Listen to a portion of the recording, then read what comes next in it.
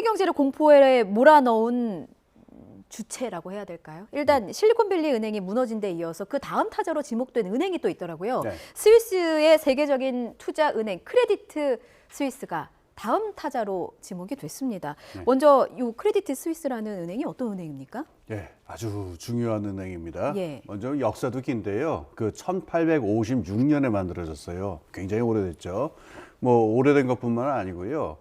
그 자산 규모로 봤을 적에 예. 이게 뭐 스위스 두 번째 은행일 뿐만 아니라 유럽의 최대 은행일 뿐만 아니라 전 세계 글로벌 은행 중에서 자산 규모로 봤을 때 8번째로 큰 은행입니다. 앞에서 8번째, 그렇습니다. 8등. 예, 와, 8등입니다. 예. 근데 자산만 큰 게 아니고 이게 50개 나라의 그 지사가 있는데요. 예. 이 연결망이죠. 금융적인 연결망이 전 세계에 뻗쳐져 있는 나라, 그 굉장히 중요한 은행이라서 그러니까 전 세계 금융 시스템의 중요한 기둥 중에 하나다 이렇게 이야기할 수 있습니다. 그럼 그 기둥 중에 하나가 무너질 수 있다는 소린데 이렇게 큰 은행이 위기를 겪고 있는 이유는 어떤 이유 때문입니까? 알겠습니다. 예. 저기 SVB 그러니까 실리콘밸리 은행의 경우에는 좀 돌발적인 요소들이 많았는데 네.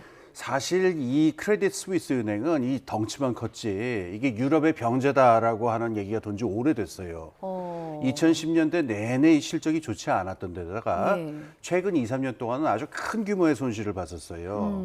그래서 이 여기가 이 작년 말 정도부터 이미 그 은행의 그 지급 능력 차원이 있고 유동성 차원이 있는데 예. 지급 능력, 솔벤시뿐만 아니라 일리퀴디티, 유동성까지 의심받는 사태가 작년 말에 벌어졌습니다. 그래서 예. 작년 말에 그 CDS라고 해서 은행의 위험도를 나타내는 지표가 있는데 이게 바닥으로 떨어졌어요.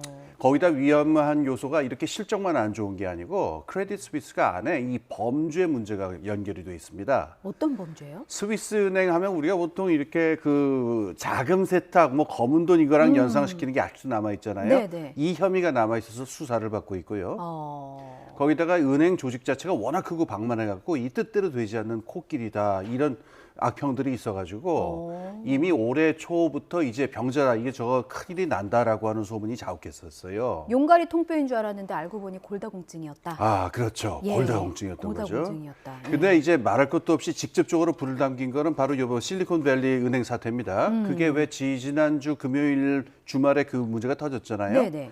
그래서 월요일이 되니까 바로 주가가 10%가 빠졌어요. 이 크레딧 스위스 은행이. 예. 문제를 부추기는 원인 하나가 22년에 그 실적 보고서를 내야 되잖아요. 근데 이게 흉흉한 소문이 많았거든요. 굉장히 상태가 안 좋다. 근데 아니나 다를까 보고서가 안 나오는 거예요. 그러니까 더 불안이 커진 상태에서 미국에서 그 사태가 터지니까 다음은 이 크레딧 스위스다 그래서 10%가 빠졌습니다. 예. 그 다음 날이 또 극적인데 네. 그 다음 날 그 보고서가 나왔어요. 예. 막상 뚜껑을 열어보니까 실제로 그 손실이 엄청났던 거예요. 예. 그 예금을 예치했던 사람들이 우르르 빠져나갔다라고 한 얘기가 다 드러나니까 화요일 날 추가적으로 한 5%가 또 빠졌습니다. 그럼 이제 뭔가를 해야 되겠죠. 예. 크레딧 스위스가. 그래서 그렇죠. 540억 달러 정도의 그 자금을 이걸 하겠다라는 계획을 세웠는데 이게 어디냐면은 사우디아라비아의 중앙은행인데요. 여기서 거절을 했어요. 예.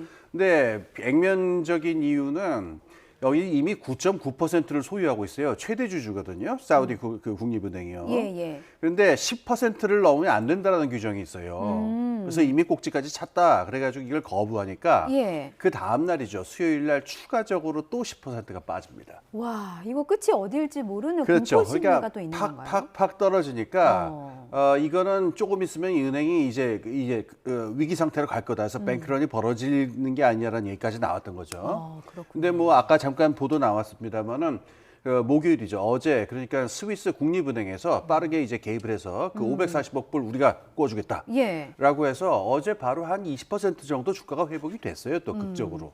그래서 지금은 일단은 진화가 된 상태고 어떤 관망 상태로 돌아섰다. 뭐 이 정도로 얘기할 수 있겠습니다. 그거를 여쭤보려고 했어요. 혹시 불씨가 남아있는 건 아닌지. 스위스 네. 금융은행은 이 크레딧 스위스의 위기가 SVB 사태와는 관련이 없다고 하면서도 돈을 또 그 뭐 꺼준다고도 하고 막 이러니까 아 이게 그냥 미봉책은 아닌지 예. 혹은 이제 투자자들의 입장에서는 이거 뭔가 모르는 불씨가 남아있는 거 아니야라는 의구심을 지울 수 없을 것 같거든요. 그렇죠. 예. 일단 그 액수를 보면은 540억 불이라고 하는 게 이제 긴급 수혈하는 돈은 되는데 이 아까 말씀드렸듯이 크레딧 스위스 뱅크 은행의 그 이 자산 규모가 엄청나거든요. 네. 이렇게 보면 뭐 코끼리 얘기 나왔습니다. 코끼리 비스켓 정도라서 그리고 이 조직 자체가 워낙 방만하기 때문에 예. 긴급 수혈한다고 해서 이게 금방 살아날 상황이 아니고 아무리 빨라도 한 2년은 걸릴 것이다. 흑자 기조로 돌아서는데 그러니까 이것만 가지고서 지금 크레딧 스위스가 살아났다 이렇게 말하기는 이른 감이 있습니다. 예, 그렇군요.